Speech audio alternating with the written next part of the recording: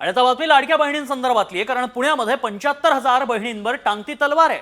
त्या अपात्र ठरण्याची शक्यता आहे. पुण्यात तब्बल 75,100 लाभार्थी महिलांच्या किंवा त्यांच्या कुटुंबियांच्या नावे कार असल्याचंही निष्पन्न झालंय. जिल्हा परिषदेकडे त्यांची यादी आली आहे आणि त्यानुसार अंगणवाडी सेविका आता घरोघरी जाऊन पडताळणी करणार आहेत. महिलांनी स्वतःहून लाभ सोडावा असं आवाहन शासनानं केलं होतं. त्याला अगदी कमी प्रतिसाद मिळाला आणि त्यामुळेच आता पडताळणी करण्याचे कडक आदेश देण्यात आले.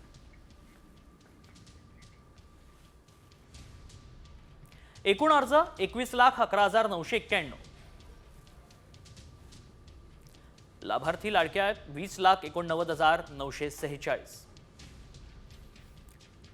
त्यापैकी 75,100 कारवाल्या लाडक्या आहेत. जिल्हा परिषदेकडे पडताळणीसाठी कारवाल्या बहिणींची यादी सुपूर्द करण्यात आली आहे. अंगणवाडी सेविका बहिणींच्या घरी जातील आणि पडताळणी करतील.